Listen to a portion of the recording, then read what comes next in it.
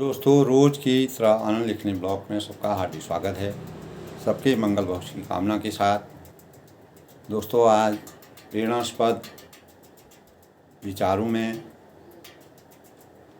हमें अपने व्यक्तित्व का परिष्कार यानी मनुष्य की आंतरिक उन्नति और व्यक्तित्व के परिशोधन पर निर्भर है, ये सब जानते हैं।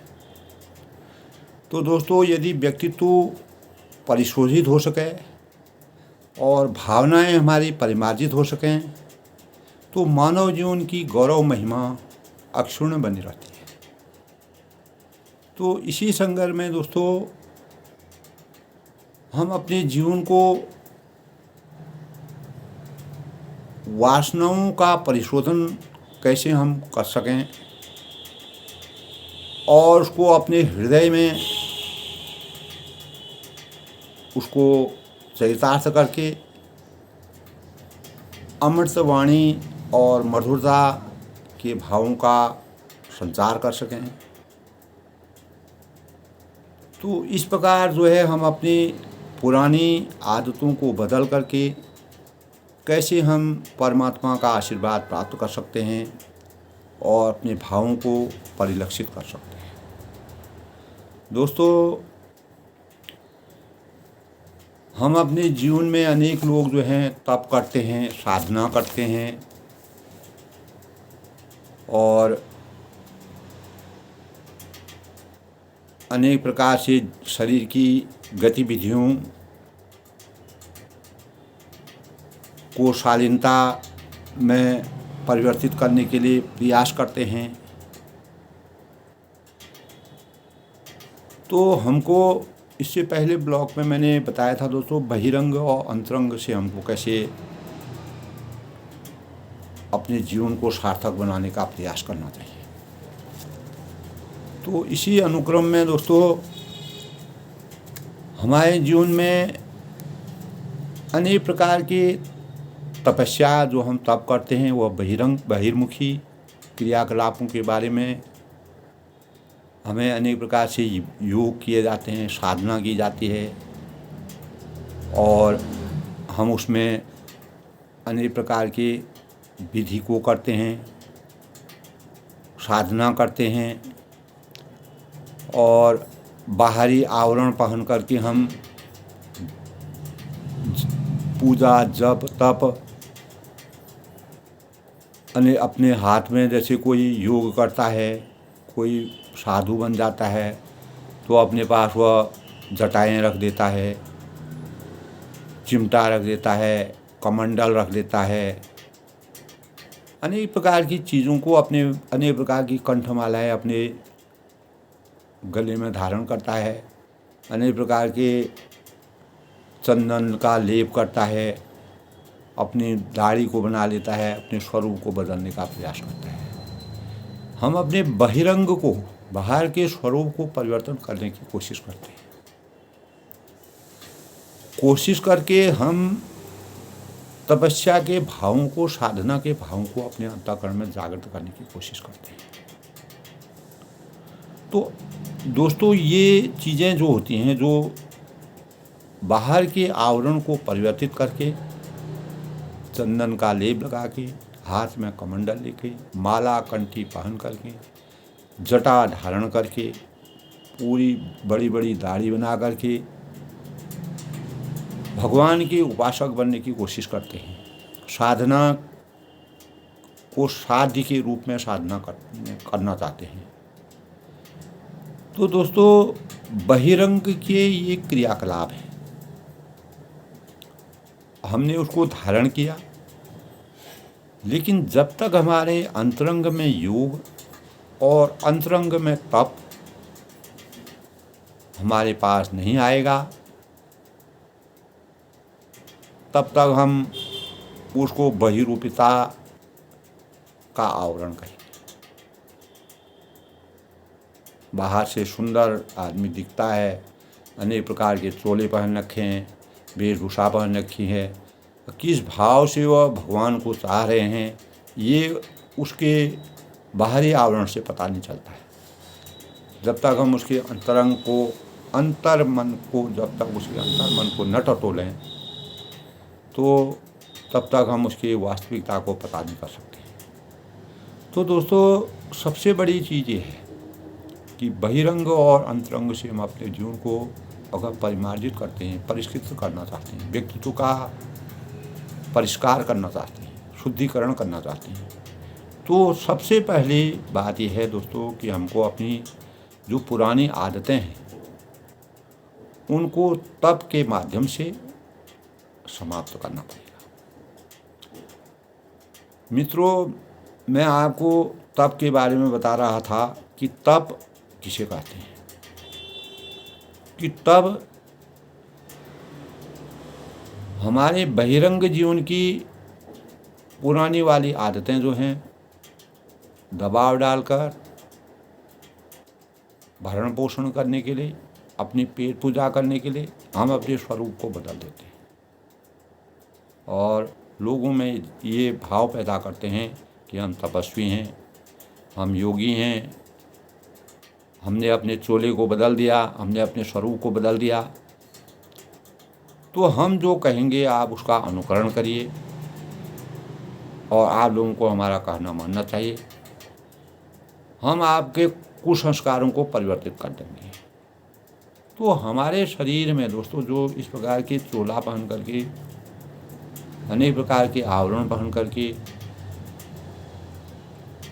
और लोगों को दिग्भ्रमित करके करने का कार्य करते हैं, वे अंतर मन से यदि यह कार्य नहीं करेंगे, परमात्मा को साक्षी रखते हुए अगर वह इस प्रकार का व्यक्ति अगर केवल अपने भरण पोषण के लिए साधक के अंतःकरण में जब तक साधना का स्वरूप विद्यमान नहीं दिखता है, बाहरी आवरण से उसका कोई लेना देना नहीं, तो व्यक्तित्व का परिष्कार तब होता है दोस्तों, परिष्करण तब होता है जब हमारे अंदर शालीनता समावेश हो जाता है। तो हमारी अक्ल के हिसाब से, हमारी सूझबूझ के अनुसार से, हमारे ज्ञान के अनुसार से जो बहिरंग जीवन को हम चलाना चाहते हैं वह कुछ ही दिनों का मेहमान होता है। तो हमारे शरीर की जो बनावट ऐसी है दोस्तों, हम बनाते हैं, आदतों को अभ्यास में बनाते हैं और दैनिक जीवन में अपने भरण पोषण का उसका साधन बनाते हैं। तो एक न दिन हमको अवहेलना का पात्र बनना पड़ता है। इसीलिए ज्ञान, विद्या, बुद्धि, विवेक और कैसे हम अंतरंग से परमात्मा का ध्यान लगाएं, क्या करना चाहिए, आदतें हमको हमारे ऊपर किस प्रकार की आदतों को हमको परमात्मा के प्रति सच्चे भाव रखने चाहिए। तो आपका, जैसे मैंने अभी बताया दोस्तों, कि जब तक हम अपने हम दिन भर में जो दैनिक कार्य करते हैं उन दैनिक कार्यों का हिसाब किताब हमारे चित्त में रखता है और वह चित्त हमको दिन भर की जो हमने मान लीजिए अपना चोला बदल करके और अनेक प्रकार के इस प्रकार के बहिरंग को बदल करके शाम को जब हम उससे कुछ अर्जित करने की कोशिश करते हैं, परमात्मा के नाम से हम उस वेश को धारण करते हैं और अनेक प्रकार की चीज़ें अर्जित करना चाहते हैं, सुख भोग चाहते हैं, उसी माध्यम हम अपना वही बना लेते हैं। तो शाम को जब हम सब कुछ करके बैठते हैं तो हमारे चित्त में इस प्रकार के भाव पैदा होते हैं कि मैंने दिन भर में मतलब किस प्रकार के कार्य किए, वो अच्छे किए, बुरे किए, मुझे वह करने चाहिए, नहीं करने चाहिए, क्या मैंने परमात्मा का ध्यान लगाया या नहीं लगाया, या वह तब का सही मानक था, या मैं एक साधक के रूप में लोगों के सामने गया, लोगों के सामने मैंने अपने भावों को रखा। तो दोस्तों, हमारे जीवन में आध्यात्म का एक हिस्सा है तप। तो तप में हमारी शारीरिक क्रियाओं पर दबाव डाला जाता है और जैसा कि मैंने आपको, जैसे हम व्रत रखते हैं तो व्रत में हमारी स्वाभाविक भूख कहती है कि खुराक लाइए, हमें कहना पड़ेगा, हम आपका कहना नहीं मानेंगे। तो आप कहते हैं, तो तप में दोस्तों अनेक प्रकार की कठिनाइयाँ बर्दाश्त करनी पड़ती हैं।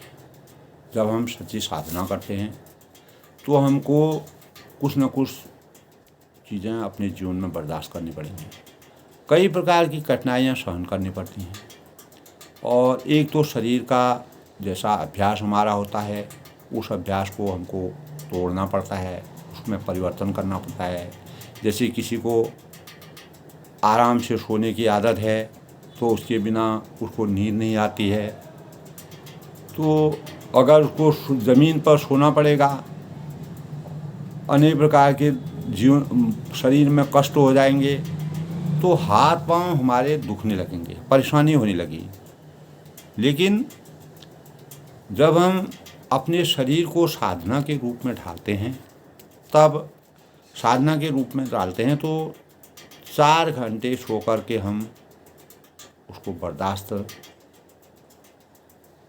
नहीं कर पाएंगे। तो कहने का आशय यह है कि दोस्तों, हमारा जीवन जब तक हम सही साधक के रूप में अपने को परिवर्तित नहीं करेंगे, तब तक हम व्यक्तित्व का परिष्कार नहीं कर सकते। व्यक्तित्व के परिष्कार के लिए पुरानी आदतों को बदल करके हम तब साधना के माध्यम से अपने बहिरंग के जीवन को भले ही ना बदलें, लेकिन आंतरिक स्वरूप को हमको बदलने की। तो दोस्तों,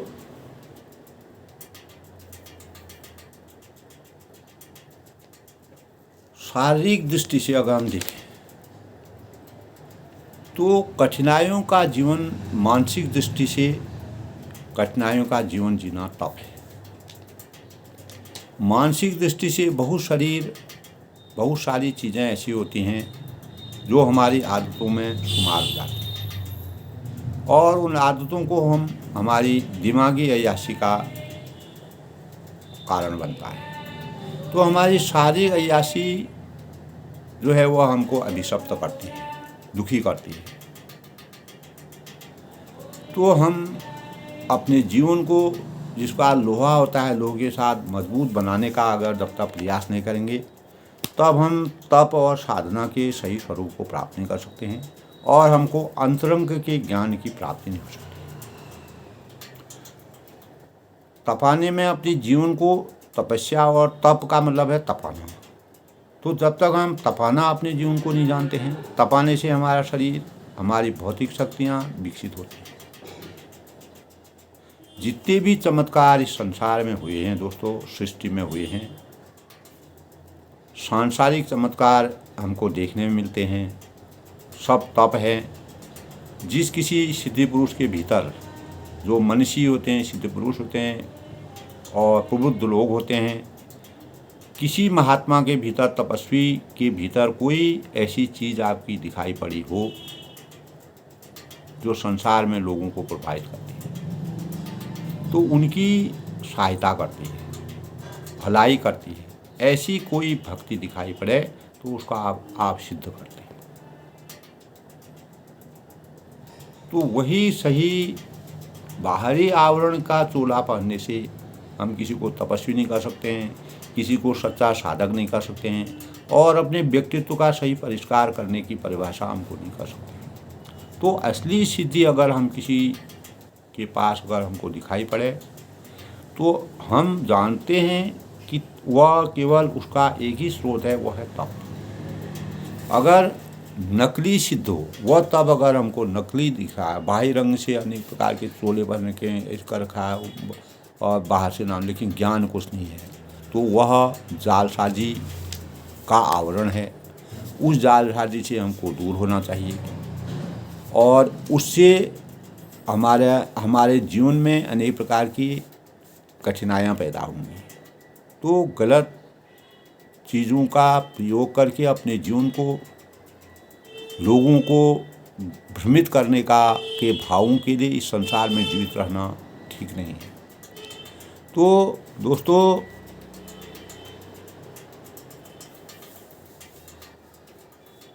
व्यक्तित्व का परिष्कार है तप। तो तप से क्या हो जाता है? तप से आदमी के व्यक्तित्व में परिष्कृत कैसे जीवन में बदलाव आता है, कैसे परिष्कृत जीवन होता है। आध्यात्मिक जीवन के लिए भी भजन कीर्तन करना, हमारा भौतिक जीवन तपस्वी होना चाहिए। हम किस प्रकार के चीज़ों को अपने जीवन में चरितार्थ करते हैं, कैसे लोगों को ज्ञान की, तो अनेक प्रकार की चीज़ें हमारे अंतःकरण में रहती है। तपस्वी जीवन के लिए दोस्तों हमें अपने आप को क्या करना चाहिए? आज का जो परिवेश है दोस्तों,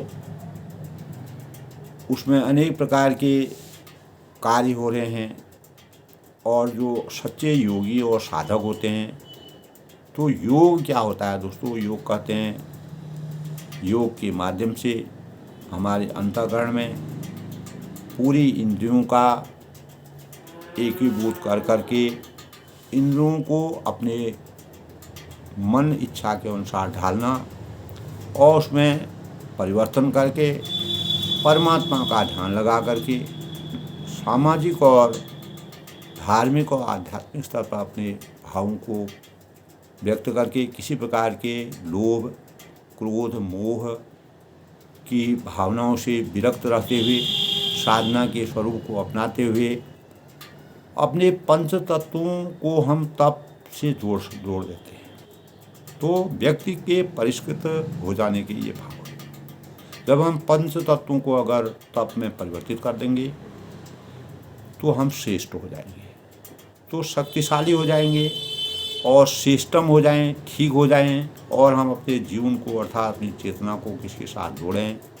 भगवान के साथ जोड़ें। अपनी जीवात्मा को जब हम भगवान के साथ जोड़ते हैं तो परमात्मा के साथ हम अपने को जोड़ लेते हैं, तब हमारे जीवन में परिवर्तन आने लगता है।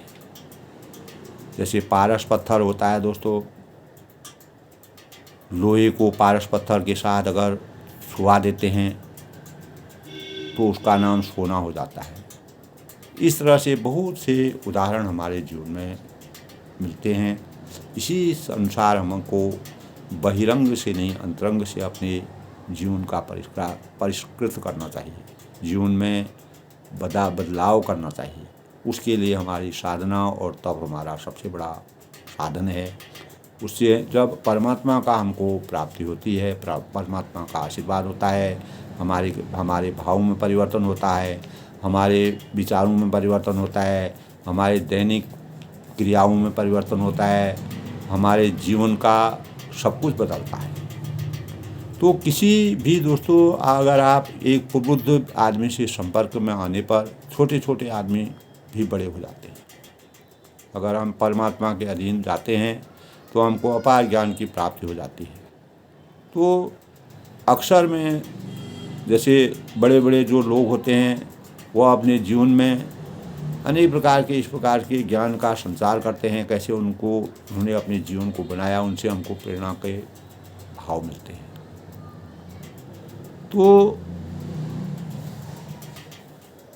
अनेक प्रकार के इस प्रकार से जो हमारे भाव हैं, हम अपने जीवन, तो भगवान कभी कभी हमारे मस्तिष्क में भी आता है कि भगवान क्या हैं। तो भगवान को आप पकड़ लें, भगवान क्या हैं? भगवान एक करंट हैं। तो क्या होगा जब वो हमको पकड़ लेंगे? अनेक प्रकार के इस प्रकार के भाव हमारे अंतःकरण में आते हैं। भगवान जो अनेक प्रकार की चीज़ों को परिवर्तित कर देते हैं, भगवान कुछ भी करते हैं, उनकी अनेक प्रकार की विशेषताएं हैं।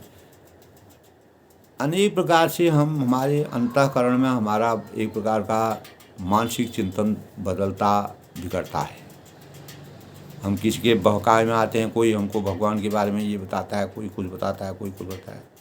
तो भगवान का क्या क्या चीज़ है, इसके बारे में हमको अपने भावात्मक रूप से सोचना पड़ेगा। भगवान को मैं दो हिस्सों में बांट देता हूँ। एक में ब्रह्म है, और ब्रह्म किसे कहते हैं दोस्तों? ब्रह्म उसे कहते हैं जो सारे के सारे विश्व का नियंत्रण कर रहा, वो ब्रह्म है। और सारे के सारे कानून बना दिए हों जो ऑटोमेटिक सिस्टम से चल रहे हैं, बना दिए गए। तो हमारे भीतर ऑटोमेटिक सिस्टम उस भगवान ने बना दिया है, ताकि इंसान बनने और व्यवस्था करने के मामले में उसको बार बार दखल न देना पड़े। हमारे भीतर दोस्तों जो ऑटोमेटिक सिस्टम है हमारा, अपने आप नियंत्रित रहता है, अपने आप जो चलता है। जिस दिन हम उस ऐसी चीज़ को खा लेते हैं, जैसे दूध में डालकर नीला थोथा खा लें, तो मिट्टी खा लें तो तुरंत उल्टी हो जाएगी। यह कौन उल्टी कर रहा है? उसके अंदर मशीन बैठी हुई है जो ऑटोमेटिक सिस्टम में हमारा सारा काम चलाती है। तो हम जुलाब की गोली खाते हैं, फ़ौरन हमको दस्त हो जाते हैं, हमारा पेट चलने लगता है। आग छूते हैं तो हम जल जाते हैं, और बर्फ़ खाते हैं तो हमको ठंड लग जाती है, हमारा गला बैठ जाता है। यह क्या चीज़ है? इस चीज़ को हमको समझना पड़ेगा। यह एक ऐसा सिस्टम है दोस्तों, ऐसी व्यवस्था परमात्मा की है जिसके अंदर जड़ और चेतन सब जुड़े हुए हैं। जड़ और चेतन जो है हमारा सब उस पर जुड़े हुए हैं, उसी से हमारा जीवन चल रहा है।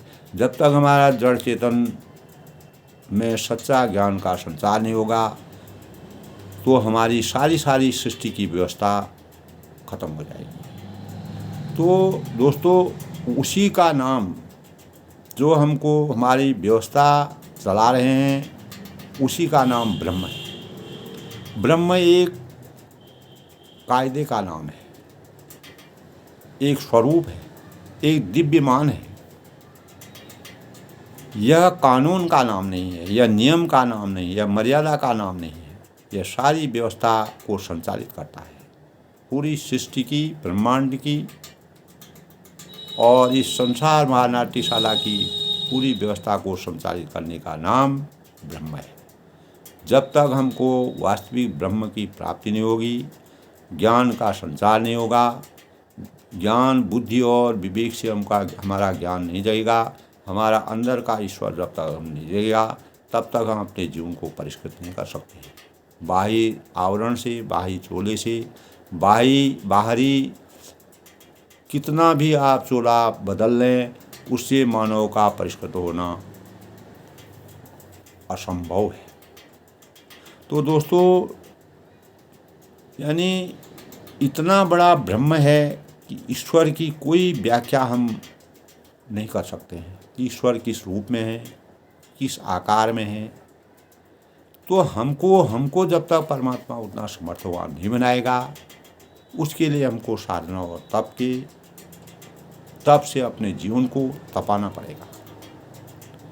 तो दोस्तों ईश्वर की तो तब हम परमात्मा का सही व्याख्या कर सकते हैं, और छोटी छोटी क्रियाओं को करके, बाहरी रूप रंग को बदल करके, और लोगों को भ्रमित करके हम अपने जीवन को परिष्कृत बन गया है। तो साधना और तप हमारे जीवन का मूल आधार है। उसी से हमारे जीवन की प्रार्थना बन जाती है। जब किसी का जीवन ही प्रार्थना बन जाता है, तो उसे जो आडंबर हैं उसको करने की आवश्यकता नहीं होती। और सच्ची प्रार्थना मनुष्य के अंतःकरण में से जब जन्म लेती है, तो वही परमात्मा तक पहुंचती है। यानी सच्ची प्रार्थना मनुष्य के अंतःकरण में जब हम तप के माध्यम से साधना के माध्यम से और सही साधक बन के अपने सच्ची प्रार्थना से परमात्मा की प्राप्ति, जैसे हनुमान जी ने मर्यादा पुरुषोत्तम भगवान राम जी का आशीर्वाद प्राप्त किया था, उनके स्वरूप को देख करके, उनको रूप करके, उनके अंतः चेतन को देख करके अनेक ऐसे ऋषि मुनि हैं जिनको भगवान ने अपना सानिध्य दिया था। और सबरी जैसी थी जिनके अंतःकरण में स्नेह था, तप नहीं था, ज्ञान नहीं था, बुद्धि नहीं था, लेकिन परमात्मा के प्रति आसक्ति थी। अंतर मन में जब परमात्मा का ध्यान होगा, हम बाहर से लोगों को प्रलोभित करके क्षणिक जीवन के लिए अपने जीवन में अनेक प्रकार के सुख प्राप्त कर सकते हैं क्षणिक जीवन के लिए, लेकिन लंबे समय तक के लिए भगवान की साधना में सही साधक बनने के लिए और सही मानव की मानवता को प्रासंगिक करने के लिए सच्ची प्रार्थना मनुष्य के अंतःकरण में जब जन्म लेती है और वही परमात्मा तक पहुंचती है, तब ब्रह्म की हमको प्राप्ति होती है और हम अपने जीवन को तभी परिष्कृत कर सकते हैं। अपने जीवन को परिष्कृत करके अनेक प्रकार की प्रार्थना के माध्यम से भगवान के सानिध्य में जा सकते हैं। वही मनुष्य सिद्धि की प्राप्ति का द्योतक होता है, परमात्मा उसी को साथ देते हैं। तो जन्म हमार सफल भाजू, तब हमारा जीवन जो है सफल हो जाता है। तो प्रभु की कृपा भयं सब काजू, जन्म हमार सफल भाजू। जिस दिन हमको सच्ची प्रार्थना हमारे अंतःकरण में विराजमान हो जाएगी, उसी दिन हमको वह प्रार्थना हमारी परमात्मा तक पहुँचेगी। उसी से हमारे व्यक्तित्व का सही परिष्कार होगा, हमारा जीवन अच्छा होगा। इसीलिए प्रत्येक भावी नागरिक को अपने पढ़ाई में, अपने जो भी कार्य में वह संलग्न है, अपनी कर्तव्य निष्ठा को सही तपस्वी बन करके, एक साधक के रूप में बनकर, सही परिश्रमी बन करके अपने जीवन के व्यक्तित्व को परिष्कृत करना चाहिए। जब हम जन्म से ही अपने जीवन के, अपने संस्कारों को, अपने मर्यादा को, अपने कर्तव्यों को, अपने पठन पाठन में सही ध्यान लगाएंगे, तो हम निश्चित ही एक दिन सफलता की सीढ़ी पर खड़े उतरेंगे और परमात्मा का हमको आशीर्वाद प्राप्त होगा। हमारे चिंतन में अपार ज्ञान का संचार होगा। हम कोई भी चीज़ हमारे असाध्य नहीं होगी। हम सभी तरह से अपने को साध्य रूप में अवतरित कर सकते हैं। यही हमारे व्यक्तित्व के परिष्कृत का सबसे बड़ा उपाय है। इसी से हम जीवन को सार्थक बना सकते हैं। सबके मंगल भविष्य की कामना के साथ आज के प्रेरणास्पद बातों में आनंद लेखनी में सबका हार्दिक स्वागत है। मैं सबके मंगल भविष्य की कामना करता हूँ। सब लोग खुश रहें, प्रसन्न रहें। इसी प्रकार अपना मेरे मनोबल को बढ़ाते रहें। सबका जीवन मंगल में रहे।